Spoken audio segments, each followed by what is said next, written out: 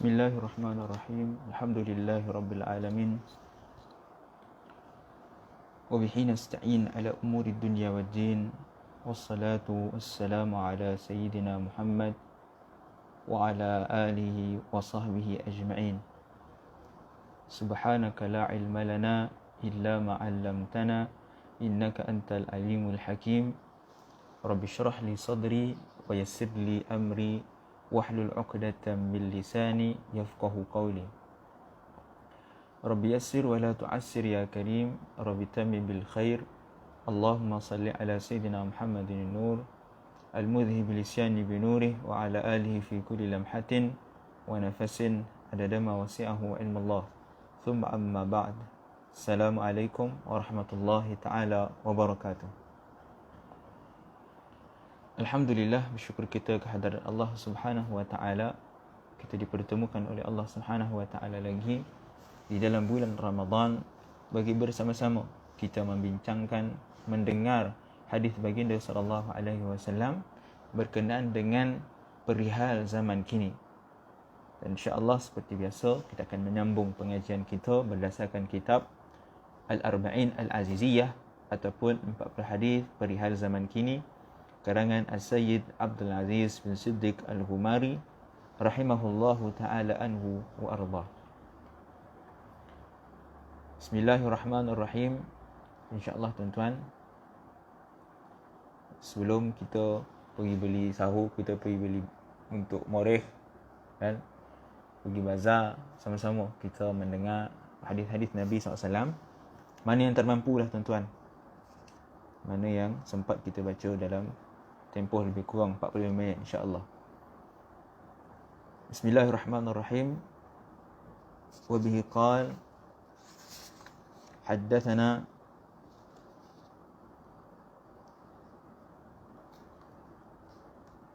an Abi Musa al-Ash'ari. Wa bihi qala an Abi Musa al-Ash'ari radhiyallahu ta'ala anhu qala qala Rasulullah SAW la taqumu as-sa'atu hatta yuj'ala kitabullahi 'aran wa yakunu islama ghariban wa hatta tabdu asy-syahna'u bainan nasi. Rawah Abi Dunya wa Tabarani wa Abu Nasr al-Sijzi fil Ibana wa Ibn Asakir. Hadis ini adalah hadis yang ke-8 daripada kitab 40 hadis perihal zaman kini, yang mana hadis sebelum ini telah kita bacakan, telah kita bincangkan berkenaan dengan sebuah hadis daripada Abdullah bin Abbas radhiyallahu taala anhuma, yang mana Nabi SAW menyifatkan, menceritakan tentang keadaan umat pada zaman kita ini dengan suatu sifatan yang sangat terperinci, iaitu istilah yang kita sebenarnya selalu guna, manusia yang bertopengkan syaitan. Dan istilah tersebut adalah istilah daripada hadis baginda sallallahu alaihi wasallam. Cuma kita tak sedar yang istilah itu adalah daripada hadis Nabi, dan telah Nabi SAW bagi tahu kepada kita. Nabi kata apa? Dalam hadis yang sebelum, ya'ti 'alan nasi zaman wujuhum wujuhul adamin, akan datang kepada manusia yang mana wajah mereka, rupa dia macam manusia, tetapi hati dia adalah hati syaitan. Dan kita dah sebutkan apakah sifat-sifat manusia yang bertopengkan syaitan. Manusia yang hati dia syaitan, cuma muka je manusia. Antaranya, mereka ini tidak mengendahkan akan perkara yang buruk. Bila berjanji mereka akan mengkirinya. Yang mana pemuda-pemuda mereka itu liar. Yang tua pula tidak mengajak kepada kebaikan dan mencegah kepada kemungkaran. Dan orang yang baik dianggap hina, sedangkan orang yang mengajak kepada kebaikan dianggap sebagai orang yang mencegah kepada kebaikan dianggap sebagai orang yang baik. Perkara yang sunnah dianggap sebagai bid'ah.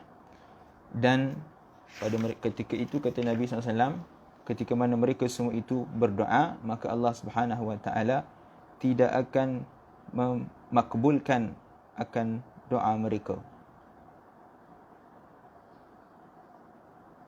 Dan dalam hadis ini juga Nabi sebut, in bayatum arbuk. Antara sifat manusia yang bertopengkan syaitan ini, jika diminta untuk bermuamalat dengan mereka, maka mereka akan mengenakan riba. Ini sifatan Nabi, bukan sifatan saya sendiri. Tapi apa yang Nabi sifatkan?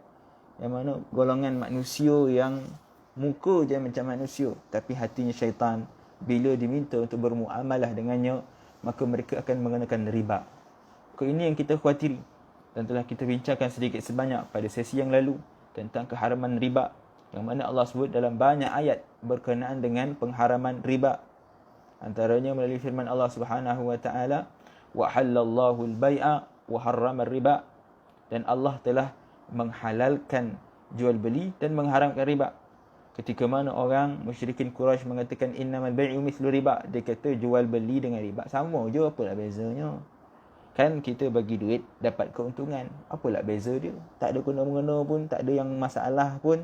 Lalu Allah kata wa ahallallahu al-bai'a wa harrama riba. Allah membenarkan akan jual beli tetapi mengharamkan riba. Begitu juga dalam ayat lain, yang mana Allah SWT berfirman dalam surah An-Nisa ayat 161, akhdhihimur riba wa qad nuhu anhu wa aklihim amwalan nas bil batil. Yang mana Allah berfirman, dan juga disebabkan mereka mengambil riba padahal mereka telah dilarang melakukannya, dan disebabkan mereka memakan harta yang dengan jalan yang salah, yakni tipu, judi dan sebagainya. Dan Allah jelaskan dalam ayat ini bahawa Allah telah mengharam dan menghalang untuk memakan riba, tetapi mereka tetap memakan riba. Dalam ayat lain dalam surah Al-Baqarah, Allah SWT firman, ya ayyuhallazina amanu taqullaha wa dharu ma baqiya minar riba in kuntum mu'minin. Allah memerintahkan kepada kita untuk meninggalkan daripada perbuatan riba jika kita daripada kalangan orang yang beriman. Maka dalam ayat seterusnya Allah Subhanahu wa taala menyambung lagi dengan firman Allah Subhanahu wa taala, fa illam taf'alu fa'dhanu biharbin minallah. Allah mengisytiharkan perang kepada mereka yang terus mengamal ataupun memakan daripada harta-harta riba. Dan dalam ayat lain juga Allah mengatakan yamhaqullahu riba wa yurbis sadaqat. Allah akan menyusutkan daripada harta-harta riba dan akan mengembangkan daripada harta-harta sedekah. Jadi orang yang memakan riba, Allah Subhanahu wa taala menjamin bagi hartanya tidak akan diberkati. Hartanya tidak akan berkembang. Walaupun dia rasa sebenarnya dia untung, tetapi hakikatnya hartanya semakin kurang dan hartanya tidak akan diberkati oleh Allah Subhanahu wa taala. Dapat puluhan ribu keuntungan tapi tak pernah rasa cukup. Kenapa? Kerana tidak diberikan keberkatan oleh Allah Subhanahu wa taala ke atas harta tersebut. Dan Allah mengatakan bahawa Allah akan mengembang, memberkati bagi harta-harta yang disedekahkan. Sebab tu Nabi sallallahu alaihi wasallam sebut, mana qasat sadaqatu min mal. Kata Nabi SAW, tidak akan berkurang daripada harta yang disedekahkan. Dan dalam hadis yang banyak juga Nabi SAW telah menceritakan tentang pengharaman riba. Bahkan Nabi SAW menggambarkan bahawa Allah melaknat bagi pemakan riba dan orang yang mencatat riba, orang yang memberi riba, serta orang yang menjadi saksi pun dilaknat oleh Allah Subhanahu wa taala. Menunjukkan bahawa semua yang berkait rapat dengan riba maka akan dilaknat oleh Allah Subhanahu wa taala. Bukan semata-mata orang yang memakan riba atau orang yang memberi duit riba, tetapi orang yang mencatat pun. Dia kata, ustaz, saya tak buat apa, saya cuma catat je kontrak riba ni ustaz. Maka kata Nabi SAW, la'anallah, Allah melaknat dia dan semua orang yang berkaitan dengan wal'iyadzubillah. Maka ancaman berkaitan dengan orang yang memakan harta riba merupakan ancaman yang sangat berat daripada Allah dan baginda sallallahu alaihi wasallam. Dan kita juga dah bincang sedikit sebanyak tentang pembahagian harta riba yang dibincangkan oleh para ulama. Terdapat 3 harta riba. Sebab ada orang dia tak faham tentang riba. Dia kata riba tu apa? Riba tu kalau kita beli pen, harga pen tu RM5 tapi dijual sampai RM30. Dia kata, ni riba ni. Sedangkan itu bukanlah riba yang dibincangkan oleh para ulama. Riba di sana adalah riba pertukaran di antara dua barang. Sebab tu ulama bincang tentang harta riba pecahkan harta riba kepada 3 pecahan. Kalau kita kata beli pen harga RM5 dengan bayaran RM30, maka itu tidak dianggap sebagai riba, tetapi dia adalah dianggap sebagai keuntungan. Cuma ulama bincang sama ada boleh tak kita ambil keuntungan 3 kali ganda. Sebagian ulama dalam mazhab Syafi'i tidak membenarkan untuk mengambil keuntungan lebih daripada 3 kali ganda. Kalau kurang daripada 3 kali ganda, maka dibenarkan. Tapi kalau lebih daripada 3 kali ganda, maka sebagian ulama tidak membenarkan. Disebutkan istilahnya sebagai ghaban fahish. Melampau di dalam menipu. Harga barang RM5 tapi kau jual sampai RM10, apalah kono kan.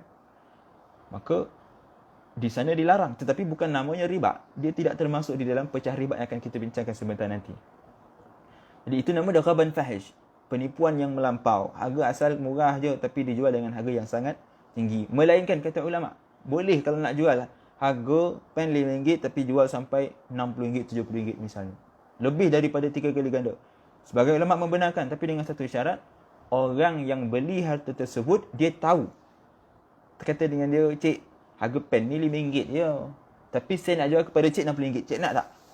Dia kata, oh tak apa, saya memang nak beli. Saya memang suka dengan pen ni. Saya tak kira, bayarlah. Charge lah berapa pun saya akan bayar. Dia kata, letaklah harga berapa pun saya akan bayar. Jadi maka pada ketika itu, kata ulama, dibenarkan untuk jual beli tersebut. Dan jual beli tersebut adalah sah. Dia tidak termasuk sebagai ghaban fahish. Tidak termasuk sebagai penipuan. Kerana orang yang beli itu, dia tahu harga tu dan dia nak beli juga. Maka di situ dibenarkan oleh sebahagian ulama. Dan itu tidak termasuk dalam permasalahan riba. Riba ni apa? Ulama bagikan kepada 3 pecahan. Yang pertama, riba fadl. Riba fadl ni apa? Pertukaran emas yang tidak sama. Emas, dia ada 100 gram. Tukar dengan emas yang baru. Dengan nilai 98 gram misalnya. Dia ada 100 gram emas lama. Pergi kedai, Amoy mau tukar emas. Amoy kata, okey boleh. Tapi I bagi you emas yang baru tapi dengan berat yang kurang sedikit. 98 gram, kurang 2 gram misalnya. Maka di sana kata ulama, ia termasuk daripada riba dan namanya adalah riba fadl. Riba tambahan. Setiap pertukaran barang-barang ribawi, maka tidak boleh ada berlakunya pertambahan. Apa dia barang-barang ribawi? Disebutkan dalam hadis Muslim daripada Sayyidina Ubadah bin Samit radhiyallahu ta'ala anhu. Hadis yang masyhur. Yang mana Nabi SAW menyebutkan tentang sifat-sifat barang-barang ribawi. Yang pertama kata Nabi SAW, az-zahabu bil-zahab. Emas yang ditukarkan dengan emas. Yang kedua, wal-fiddatu bil-fiddah. Perak dan perak. Yang ketiga, wal-burru bil-burri. Gandum dengan gandum. Yang keempat, wasya'iru bil-syair. Barli dengan bali. Wat-tamru bil-tamri. Tamar dengan tamar. Wal-milhu bil-milhi. Dan garam dengan garam. Mithlan bimithlin. Mestilah dilakukan dengan nilai yang sama. Sawa'an bisawa'in. Tak boleh ada perbezaan. Yadan biyadin. Mestilah tukar on the spot ataupun lani. Fa'idha ikhtalafat hadhil asnaf. Fabi'u kaifa syi'tum. Idha kana yadan biyadin. Dan kata Nabi SAW, kalaulah pertukaran itu tak sama. Emas tukar dengan perak misalnya. Ataupun dia beli emas dengan tamar. Maka pada ketika itu, fabi'u kaifa syi'tum, kata Nabi. Buatlah, juallah seperti mana yang kamu inginkan. Idza kana yadan biyadin. Dengan syarat dia mestilah pertukaran on the spot secara tunai. Maka barang-barang ribawi inilah yang merupakan barang jika kita tukar dengan nilai yang tidak sama. Emas 100 gram tukar dengan 95 gram misalnya. Perak dengan berat 100 gram tukar dengan 50 gram perak misalnya. Maka itu namanya riba. Begitu juga dengan tamar. Kita jual kurma. Kurma tu nilainya adalah 50 gram. Kita jual tukar dengan tamar yang lain. Dengan harga beratnya adalah 100 gram. Maka itu namanya riba fadl. Kalau nak tukar kurma, mestilah dengan nilai yang sama. 50 gram tukar dengan 50 gram. Tak boleh kurma yang A ditukarkan dengan 50 gram. Kurma yang B ditukarkan dengan 100 gram. Maka jika ditukar juga, ia termasuk daripada perkara-perkara riba yang diharamkan oleh Allah SWT. Dan itu namanya riba fadl. Ada tambahan di dalam pertukaran. Yang kedua ada nama dia riba aliyat. Riba aliyat ni apa? Penangguhan perniagaan. Dia tukar emas, dia beli emas. Tapi ada tempoh jarak di antara beli dan bayar. Ataupun bayar dan beli. Misalnya hari ni yang kebanyakan berlaku, beli barang kemas ataupun beli emas melalui online. Apa hukum dia? Hari ni dia transfer, dia message, dia WhatsApp, dia kata saya nak beli emas 50 gram misalnya, kan. Beli 50 gram, orang tu kata okey nanti saya post, bayar, buat pembayaran, bila dapat pembayaran dia akan post. Maka apa hukumnya? Kalau di sisi hukum secara asalnya adalah haram kerana ia adalah riba aliyat. Tak boleh ada penangguhan di dalam pertukaran emas. Ataupun kita pergi kedai, Amoy saya mau beli emas. Amoy ni kata, oh emas yang you nak tu tak ada. Tapi I boleh carikan you. You bayar dulu, esok I pergi cari. Maka itu namanya riba aliyat. Tak boleh ada penangguhan di antara bayar dan bagi emas. Bayar dan emas mestilah on the spot, masa yang sama. ataupun pertukaran emas dan emas mestilah pertukaran yang sama. Kita bagi emas lama hari ni, orang tu bagi emas baru ketika itu juga. Tak boleh kita bagi emas lama dulu, esok 3 hari kemudian baru dia kata okey, you boleh ambil emas baru. Maka itu namanya riba al-yad. Dan sebab tu kita sebut sebelum ini bahawa kalau duit ditukarkan dengan emas pun dia anggap sebagai riba al-yad. Walaupun sebagian ulama tak setuju. Kerana mereka menganggap bahawa duit itu bukanlah termasuk daripada barang-barang ribawi. Sebab Nabi tak sebut dalam hadis tentang duit. Tetapi ulama mengkiaskan duit dengan emas. Oleh itu kalau nak tukar emas dan duit juga, ataupun kita beli emas dengan duit, maka perlulah nilai yang sama dan tidak boleh melalui pembelian yang bertangguh. Cuma sebahagian ulama kontemporari membenarkan untuk berlakunya penangguhan, mengambil kepada pandangan mazhab Maliki, tapi dengan syarat tidak kurang daripada 3 hari. Boleh kita order barang kemas, kita beli melalui online, kita order hari ni, orang tu kata okey, dalam masa 2 hari pos akan sampai, barang kemas akan sampai. Maka pada ketika itu sebahagian ulama kontemporari membenarkannya mengikut pandangan mazhab Maliki.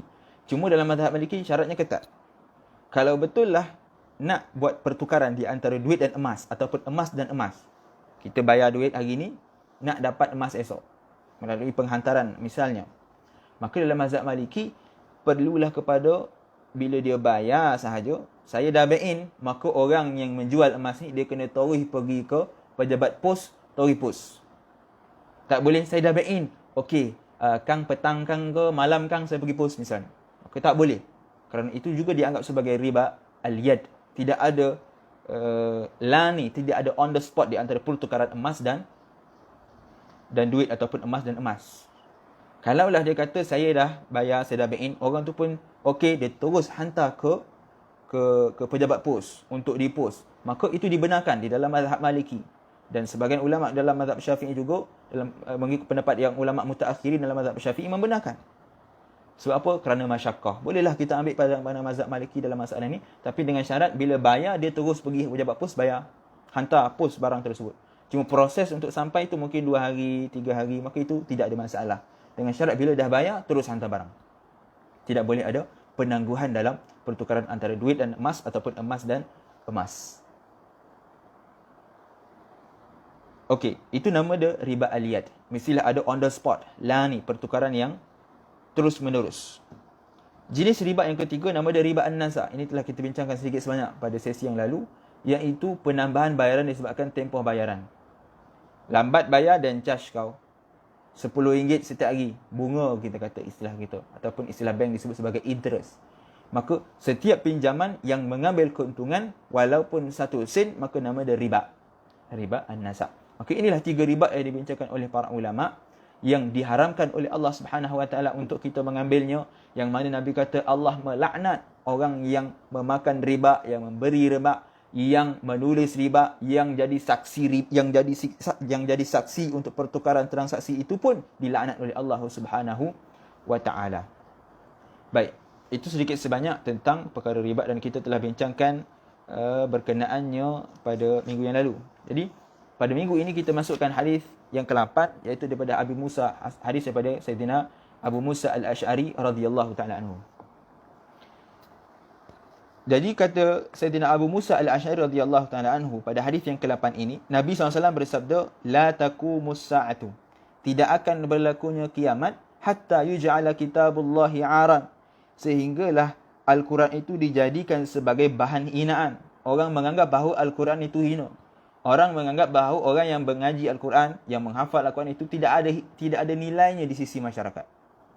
Wa yakunul Islamu ghariban, dan Islam akan menjadi asing, hatta tabdu syahna bainan nas, sehingga berlakulah perselisihan, berlakulah persengketaan di antara sesama manusia.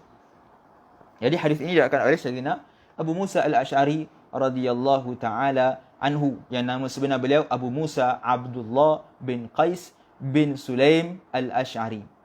Jadi Abu Musa itu adalah gelaran, kunyah kepada Abu Musa al-Ash'ari, ataupun nama sebenar beliau Abdullah bin Qais. Nama sebenar dia Abdullah bin Qais, tapi sebab nama anak dia Musa, lalu dinisbahkan Abu Musa, bapa kepada Musa. Dan beliau daripada kabilah Al-Asy'ariyin Al-Qahtaniyin Al-Yamaniyah. Beliau berasal daripada Yaman tetapi berhijrah ke Makkah. Dan beliau telah pun datang ke Mekah, daripada Yaman ke Mekah sebelum beliau memeluk Islam lagi. Beliau memeluk Islam di Mekah dan kemudian berhijrah ke negara asalnya. Bila dah memeluk Islam, bila umat Islam dihujani dengan masalah, dihujani dengan bebanan yang berat daripada kaum musyrikin Quraisy, dimusuhi oleh kaum musyrikin Quraisy, akhirnya Abu Musa al-Asy'ari dan beberapa sahabat ataupun ahli keluarganya telah berhijrah ke Yaman. Lebih kurang 50 orang lebih daripada ahli keluarga ataupun kabilah Abu Musa al-Asy'ari ini telah berhijrah ke Yaman. Dan ketika dalam perjalanan tersebut bertemu dengan safinah ataupun kapal yang diketuai oleh Sayyidina Ja'far bin Abi Talib. Dalam pertemuan tersebut dia tanya, "Wahai Ja'far, kau nak pergi mana?" Ja'far kata, "Aku nak pergi ke Madinah." Lalu Abu Musa al-Asy'ari terus mengikuti kapal Sayyidina Ja'far bin Abi Talib untuk bersama-sama pergi berhijrah ke bumi Madinah. Dan ketika mana mereka sampai sahaja di Madinah, pada ketika itu Nabi baru sahaja pulang daripada peperangan Khaybar. Lalu Nabi SAW mengatakan kepada mereka, "Lakumul hijrah marratain, hijratukum ila Najashi wa hijratukum ilayya." Nabi kata, kalian telah berhijrah dua kali, kerana Sayyidina Ja'far tadi asalnya daripada Habsyah, daripada negara An-Najashi. Lalu kata Nabi SAW, "Lakumul hijrah marratain." Kalian telah melalui hijrah dua kali. Nabi SAW hijrah sekali daripada Makkah ke Madinah. Dan Nabi kata kalian, yakni Ja'far bin Abi Talib dan rombongannya telah berhijrah dua kali. Hijrah yang pertama ke Najashi, ke negara Habsyah, dan hijrah yang kedua ialah hijrah kepada baginda SAW yang berada di bumi Madinah. Jadi Abu Musa al-Asy'ari radhiyallahu ta'ala anhu ini, beliau pada zaman baginda SAW sendiri telah dilantik menjadi gubernur di Zabid dan Adn.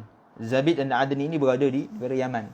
Begitu juga pada zaman Sayyidina Umar. Sayyidina Umar telah melantik beliau menjadi gubernur di Al-Basrah, menggantikan Mughirah bin Syu'bah. Pada zaman Sayyidina Uthman pula, beliau dilantik menjadi gubernur di Kufah. Dan dalam peristiwa peperangan Siffin di antara Sayyidina Ali dan Sayyidina Muawiyah, beliau adalah orang yang dilantik oleh Sayyidina Ali untuk menjadi tahkim, untuk menjadi wakil Sayyidina Ali membincangkan berkenaan dengan fitnah ataupun berkenaan dengan peperangan Siffin. Setelah berlakunya peperangan Siffin, akhirnya mereka yang berada di Syam, tentera Muawiyah mengangkat tombak dan letakkan Quran di atasnya untuk berhukum dengan Al-Quran. Maka akhirnya berlakulah peristiwa tahkim. Dan dalam peristiwa tahkim tersebut, kelompok Sayyidina Ali menghantar wakil iaitu Abu Musa al-Asy'ari, dan kelompok Muawiyah menghantar wakil Sayyidina Amr ibn al-As. Jadi mereka berdua lah berbincang dan berlakulah perbincangan yang panjang dan kisahnya dicatatkan di dalam sejarah. Jadi Abu Musa al-Asy'ari juga adalah merupakan antara sahabat yang banyak meriwayatkan hadis daripada baginda SAW. Dicatatkan di dalam Musnad Baqi bin Makhallad bahawa beliau telah meriwayatkan sebanyak 163 hadis, yang mana 49 hadis telah diriwayatkan oleh Al-Imam Al-Bukhari dan Muslim, dan Al-Imam Al-Bukhari telah meriwayatkan 4 hadis yang berbeza dengan Imam Muslim di dalam sahihnya, manakala Imam Muslim telah meriwayatkan 15 hadis di dalam sahihnya daripada Abu Musa al-Asy'ari. Tafarrada Muslim, yakni Imam Muslim bersendirian dalam meriwayatkan hadis daripada Abu Musa al-Asy'ari sebanyak 15 hadis. Dan Abu Musa al-Asy'ari ini juga dia ada satu sikap yang mana dia tak benarkan orang lain menulis hadis. Kalau ada orang tulis hadis, dia suruh padam. Sehingga satu ketika anak kepada Abu Musa al-Asy'ari ni dia tulis hadis. Bila tulis-tulis, ayah ni yang Abu Musa al-Asy'ari tahu yang anak dia tulis, dia kata kau padam. Lalu dia kata khudh kama akhadna. Ambil hadis ini seperti mana kami ambil. Sebab para sahabat mereka mengambil hadis daripada baginda SAW melalui ingatan, melalui hafalan. Nabi baca hadis, mereka ingat. Lalu kata Abu Musa al-Asy'ari, ambil hadis seperti mana kami mengambil hadis daripada baginda. Jadi dengan hafalan. Walaupun nanti kita akan bincangkan, ada sebahagian para sahabat yang menulis dalam hadis yang seterusnya. Biasanya Abdullah bin Amr bin As, yang mana Abdullah bin Amr bin As antara sahabat yang diberikan izin oleh baginda SAW untuk menulis Al-Quran. Walaupun sebelumnya Nabi SAW melarang, man kataba anni ghairal Quran falyamhu, kata Nabi SAW, siapa yang menulis daripadaku selain daripada Al-Quran, maka padam. Ini arahan daripada baginda SAW. Nanti kita akan perincikan dalam kisah Abdullah bin Amr bin Al-As.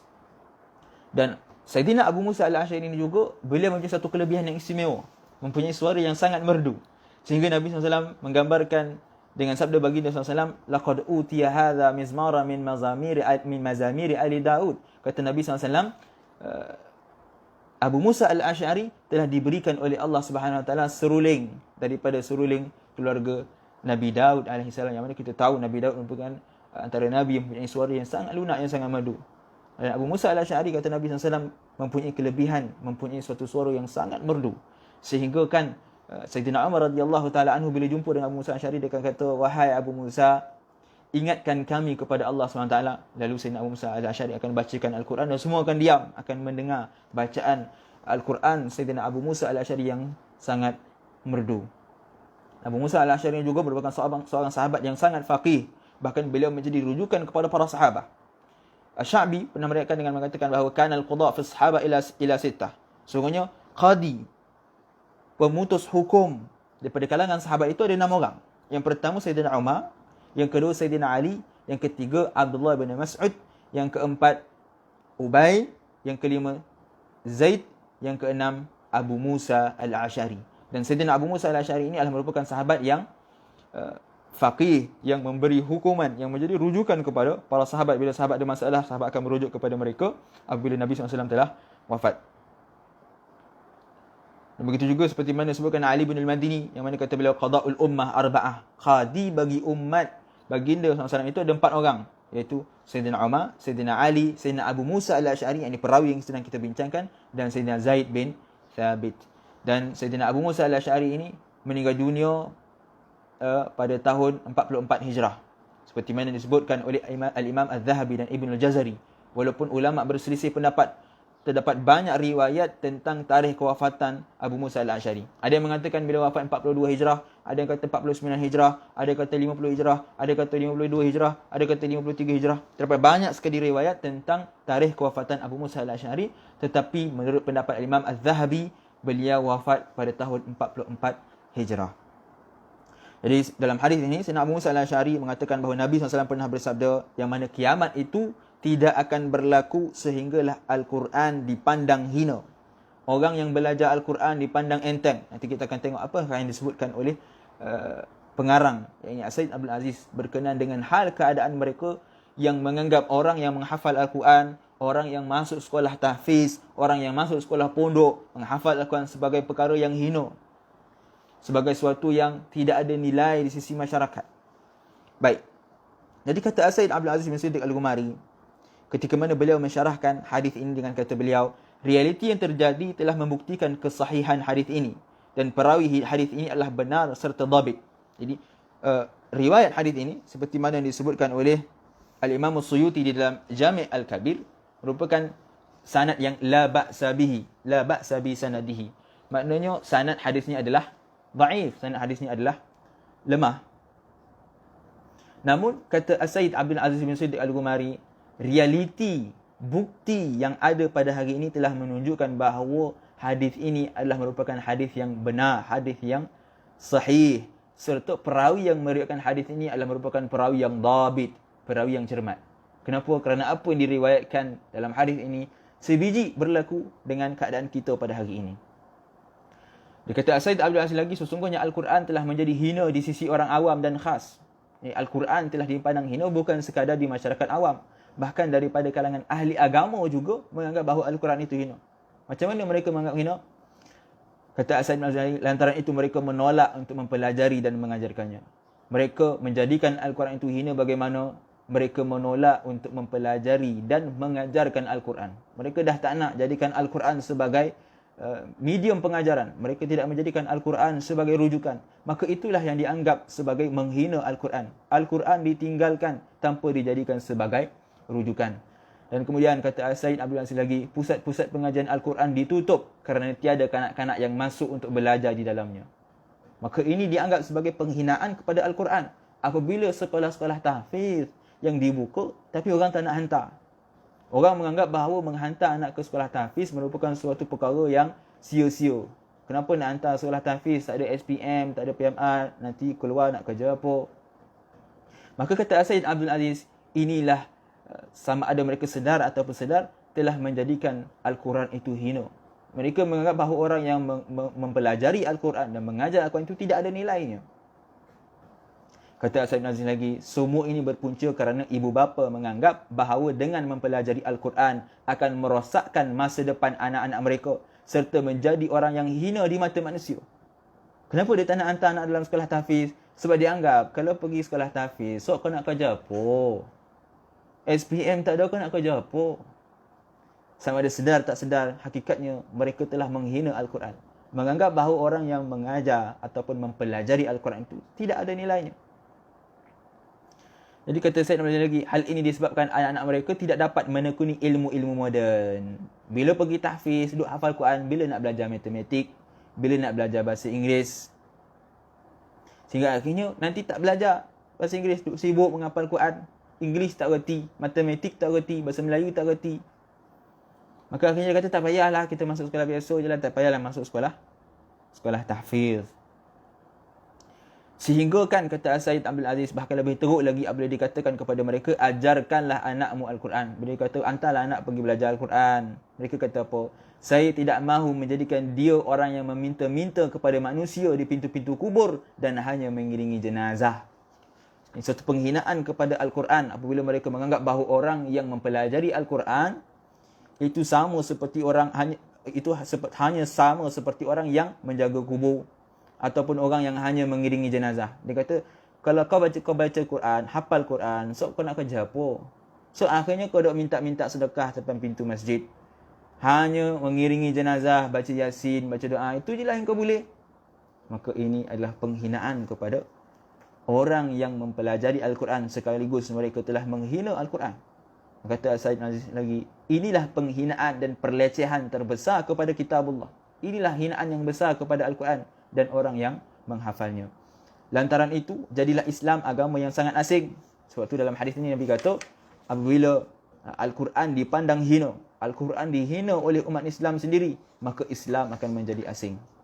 Daripadanya lah kita mengambil hukum-hukum Islam serta batas-batasannya. Kenapa? Kerana daripada Al-Quran ini kita akan mengambil hukum. Kalaulah Al-Quran itu ditinggalkan, Al-Quran itu tidak dipelajari, Al-Quran itu tidak dihafal, maka bagaimana kita nak mengambil hukum-hukum Islam daripada Al-Quran? Akhirnya Al-Quran akan dibiarkan, akan ditinggalkan. Al-Quran dianggap sebagai perkara yang asing. Sedangkan Al-Quran adalah merupakan rujukan utama di dalam Islam. Jadi apabila hilangnya Al-Quran, maka jadilah Al-Quran asing dan tidak dihiraukan lagi. Tidak diketahui lagi di dalamnya terdapat sumber hukum. Seperti hal keadaan kita sekarang. Jadilah macam kita sekarang. Kita tak tahu pun dalam Al-Quran ada berkenaan dengan hukum-hukum hakam. Kenapa? Kerana kita meninggalkan untuk mempelajari Al-Quran. Kita menganggap bahawa orang yang mengaji Al-Quran, yang mempelajari Al-Quran adalah orang yang hina, yang tidak ada masa depan. Maka akhirnya kita sendiri tak tahu tentang hukum Islam. Kerana di dalam Al-Quran itu mengandungi hukum-hukum Islam yang penting. Kata Said bin Aziz lagi, manusia pada zaman yang gelap dan rosak ini bertepatan dengan firman Allah Subhanahu Wa Taala. Sama seperti mana Allah sebut dalam Quran, wa qala ar-rasul ya rabbi inna qaumi ittakhadhu hadzal qur'ana mahjura. Dan berkata Rasul, yakni Nabi Muhammad SAW, wahai Tuhanku, sesungguhnya kaumku telah menjadikan Al-Quran ini satu perlembagaan yang ditinggalkan, yakni tidak dipakai. Mahjura, mereka hanya menjadikan Quran ini seperti perlembagaan yang lama. Dia ada perlembagaan negara, tapi dia dah tak guna dah. Perlembagaan ini dah seolah-olah tak ada fungsi lagi dah. Maka seperti itulah kata Nabi SAW, menggambarkan dalam ayat ini, yang mana Allah SWT menggambarkan bahawa Nabi SAW mengatakan bahawa kaum baginda SAW pada ketika itu, yakni kaum musyrikin Quraisy, menganggap bahawa Al-Quran itu sebagai perlembagaan yang ditinggalkan. Benda yang bukan sebagai rujukan, dah tak dijadikan rujukan, ditinggalkan, bahkan dihina. Maka Said Abdul Aziz lagi menyambung dan kata beliau, manakala perbalahan yang akan berlaku di antara manusia, seperti mana yang disebutkan dalam hadis ini, perkara ini telah jelas berlaku dan diketahui oleh semua orang. Perbalahan daripada kalangan umat Islam, sesama umat Islam itu jelas kelihatan. Kita tengok saja sekeliling kita. Bagaimana keadaan politik kita, bagaimana keadaan sekolah kita, bagaimana keadaan pejabat kita. Bahkan tuan-tuan, kita pergilah mana-mana pejabat pun, pergilah mana-mana sekolah pun, pergilah mana-mana taman pun, pergilah mana-mana negara pun, kita akan mendapati dalam taman tu, dalam sekolah tu, dalam pejabat tu, mesti ada orang yang iri-iri hati. Mesti ada orang yang tak puas hati. Tak payahlah jumpa dia. Dia tu bukan baik benar dah. Yang seorang kata, ya ko. Dan tengok dia baik je. Tidak, kau tak kona dia lagi dan kona dan dah lama kerja dengan dia. Dia tu, sekian. maka berlakunya perselisihan, perbalahan di kalangan umat Islam. Dalam satu tempat, dalam satu kampung pun masih ada iri hati, ada tak puas hati, grup A dengan grup A, grup B dengan grup B, grup A tak boleh masuk dengan grup B. Bila grup A kuasai surau, kuasai masjid, grup B tak nak datang dah. Tak nak, itu bukan geng aku. Kalau geng aku jadi pengerusi, aku masuk surau. Sampai ke tahap itu. Dan perkara itu telah digambarkan oleh baginda SAW dalam hadis ini. Nabi kata timbulnya syahna, persengketaan, perbalahan di kalangan sesama umat Islam. Di dalam institusi agama berlakunya persengketaan. Kata Said Abdul Aziz lagi, kasih sayang telah dicabut dan persaudaraan telah lenyap. Kenapa berlakunya persengketaan? Kerana kasih sayang telah diangkat, telah dicabut daripada hati-hati mereka. Hilangnya kasih sayang dalam diri manusia sehingga akhirnya mereka saling bermusuh-musuhan. Kadang-kadang tuan-tuan, bila kita tengok tak adalah bodoh-bodoh ni gaduh dah. Kadang-kadang sebab program, kadang-kadang sebab bendahari, duit, sebab jawatan, semata-mata itu. Tetapi mereka menjadikan itu sebagai sumber ataupun isu terbesar untuk membawa kepada pergaduhan dan persengketaan. Kenapa? Kerana Allah telah mencabut sifat kasih sayang dalam diri mereka.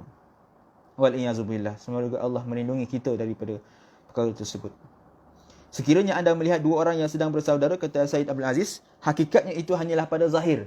Kalau nampak pun ada orang baik, dia ni macam bergaduh tapi elok je, baik je dia, kata Said Abdul Aziz. Sedangkan batin mereka terdapat pertengkaran dan perselisihan seperti yang digambarkan oleh Rasulullah SAW dalam sebuah hadis yang lain, ikhwanul alaniyah a'da'us sarirah lirughbati ba'dihim fi ba'din wa rahbati ba'dihim min ba'din.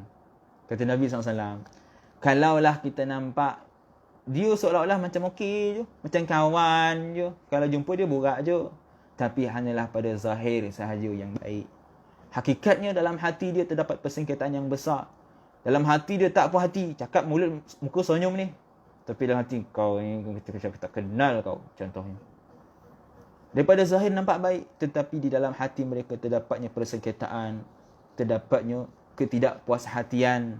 Waktu Nabi gambarkan ikhwanul alaniyah, dua orang yang tampak bersaudara, tapi hakikatnya mereka saling bermusuhan secara sembunyi. Nampak macam baik, tapi hakikatnya dia tengah bergaduh. Mulut cakap manis, tapi hati saling mengutuk antara satu sama lain. Kenapa? Lirughbati ba'dihim fi ba'din. Kerana keinginan sebahagian mereka kepada sebahagian yang lain dan takutnya sebahagian mereka kepada sebahagian yang lain. Tuan-tuan, yang sebut ni bukan saya. Bukan saya yang mereka-reka ini. Tapi ini adalah Nabi SAW sendiri yang bagi tahu kepada kita. Dan apa yang Nabi SAW sebut dalam hadis ni, tuan-tuan, adalah sangat bertepatan dengan realiti apa yang berlaku pada hari ini. Tengok saja di sekeliling kita. Bagaimana keadaan masyarakat kita yang dia depan, bila dia jumpa dua orang dia macam baik, tapi belakang bila dia jumpa kita dia cerita buruk orang tu. Kau tahu tak? Dan bukan gomah buat nak kawan dengan dia tu. Dan saja je buat baik-baik dengan dia, tapi dia ponci dengan dia, kau tahu. Dia tu sekian cerita. Jadi mereka hanya menunjukkan muka yang baik, tapi hakikatnya hati mereka bermusuhan. Sebab apa? Sebab yang si A nak apa yang ada di si B. Yang si B pula nak apa yang ada pada A. Lirughbati ba'dihim ba', kata Nabi SAW. Kerana adanya keinginan di antara satu sama lain. Dia tak puas hati pasal kau dapat, aku tak dapat. Akhirnya berlakulah persengketaan. Wa rahbati ba'dihim min ba'din. Dan begitu juga mereka tak nak, takut akan sebahagian mereka kepada sebahagian yang lain. Maka akhirnya buat muka baik je lah. Sebab apa? Dia bos saya. Walaupun hakikatnya saya tak suka dengan dia, tapi sebab dia bos saya terpaksa je lah buat baik je lah, kan. Tapi dalam hati saya benci dengan dia. Nabi kata, liruhbati ba'dihim ba'da. Kenapa mereka pada zahir nampak baik, bila jumpa bos, bos dah makan bos, tapi belakang dia kutuk bos dia. Dalam hati dia, apa punya bos lah, dah lah kau dokut, masih botak pula, contoh dia kata kan. Kenapa sekadar depan baik tapi dalam hati ada persengketaan? Kerana dia takut kalau dia bercakap tahu orang, kau kena buang kerja. Dan ini yang digambarkan oleh baginda SAW dalam hadis ini. Kata Said Abdul Aziz, artinya persaudaraan yang telah terlihat itu hanyalah didasari dua perkara. Nampak macam bersaudara itu hanya sebab dua perkara. Yang pertama, sama ada disebabkan keinginan salah seorang daripada mereka terhadap yang lain atas perkara yang didambakan daripadanya, ataupun kerana takut kepadanya serta takut perkara yang tidak disukai menimpa dirinya daripada orang itu yang berkaitan dengan urusan kehidupan dan sehariannya. Ini kita sebut.